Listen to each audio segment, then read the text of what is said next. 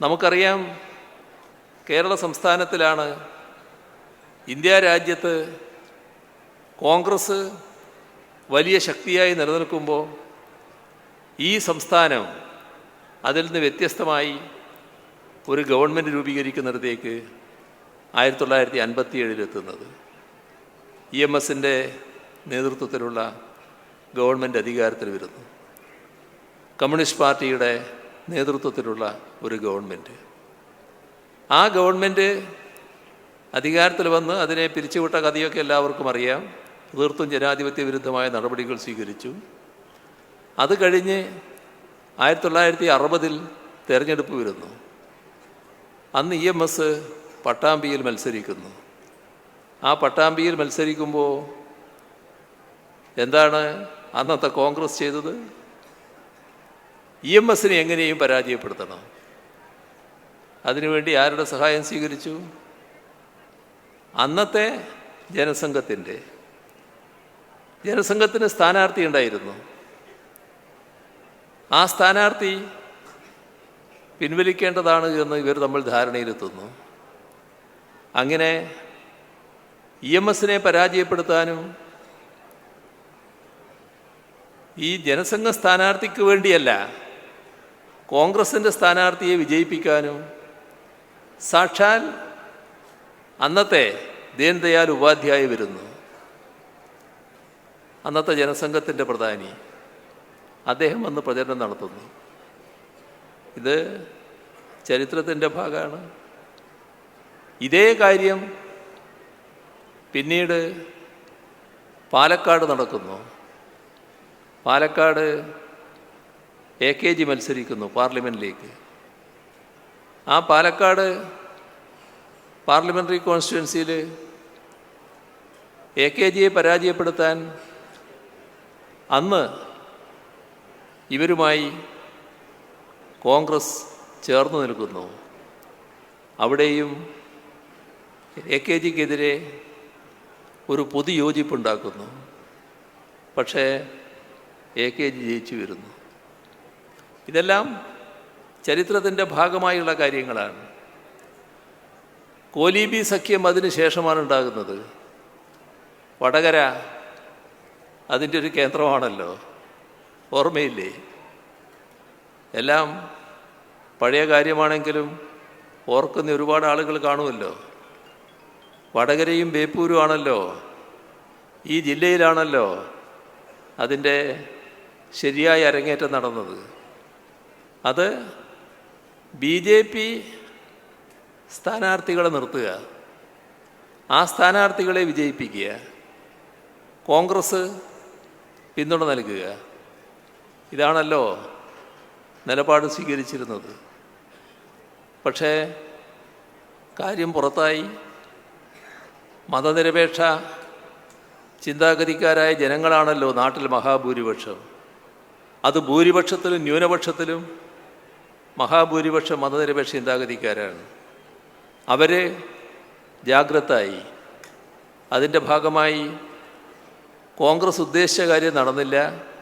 അവിടങ്ങളിൽ ഈ പറയുന്നവരെ വിജയിപ്പിക്കാൻ പറ്റിയില്ല. ഇതെല്ലാം നമ്മുടെ നാടിൻ്റെ ചരിത്രത്തിൻ്റെ ഭാഗമാണ്. അത് കഴിഞ്ഞ് പിന്നീടുള്ള ഘട്ടങ്ങൾ പലതരത്തിൽ നടന്നു. ഇവിടെ BJPയെ ജയിപ്പിക്കുന്ന നില നാം കണ്ടു. നിയമം അസംബ്ലിയിൽ 2016 ഒരു അംഗം BJP നേതാവ് തിരഞ്ഞെടുക്കപ്പെട്ട് അസംബ്ലിയിലെത്തി. BJPക്ക് വലിയ ആഹ്ലാദം, സ്വാഭാവികം. എങ്ങനെയാണ് എത്തിയത്? BJPയുടെ കരുത്തുകൊണ്ടല്ല.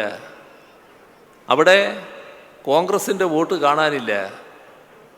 ആ വോട്ട് BJP സ്ഥാനാർത്ഥിക്ക് പോയി. അത് അടുത്തൊരു മണ്ഡലത്തിൽ ഒരു കോൺഗ്രസ് നേതാവിന് ജയിച്ചു വരാനായിരുന്നുവെന്ന് പിന്നീട് മനസ്സിലായി. ആ മണ്ഡലം BJPക്ക് അവകാശപ്പെട്ടതല്ല എന്നെല്ലാവർക്കും അറിയാം. ഞങ്ങൾ 2021 അവിടെ വെച്ച് തന്നെ പറഞ്ഞു, ഈ അക്കൗണ്ട് ഇവിടെ പൂട്ടിക്കുമെന്ന്. 2021 തെരഞ്ഞെടുപ്പിൽ ആ അക്കൗണ്ട് പൂട്ടിച്ചു. അവിടുന്ന് സഖാവ് ശിവൻകുട്ടി ജയിച്ചു വന്നു.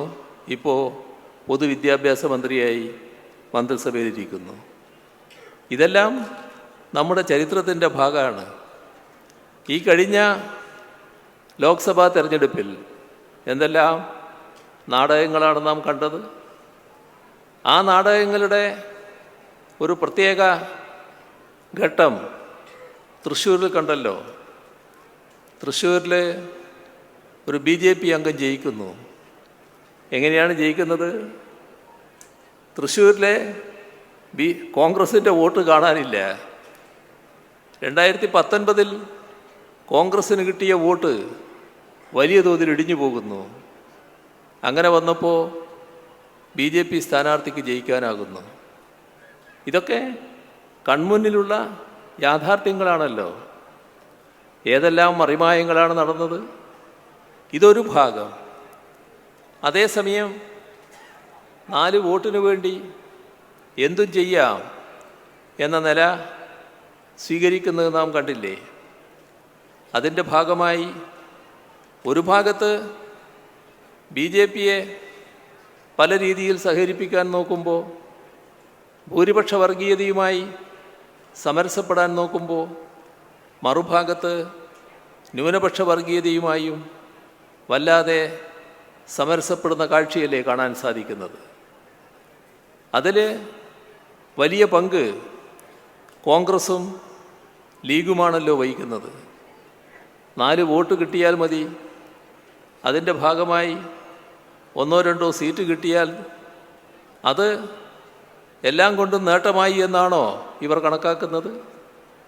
വർഗീയതയുമായി സഹകരിക്കുന്ന നിലവന്നാൽ തകരുന്നത് മതനിരപേക്ഷതയാണ്. മതനിരപേക്ഷതയുടെ തകർച്ച നമ്മുടെ നാടിനും രാജ്യത്തിനുമാണ് ആപത്തുണ്ടാക്കുക. ആ ആപത്തുണ്ടാക്കുന്ന നിലപാട് ഉത്തരവാദപ്പെട്ട രാഷ്ട്രീയ പാർട്ടികൾ സ്വീകരിക്കാൻ പാടുണ്ടോ? അവിടെ വോട്ടാണ് പ്രധാനമെന്ന് കാണാൻ പാടുണ്ടോ?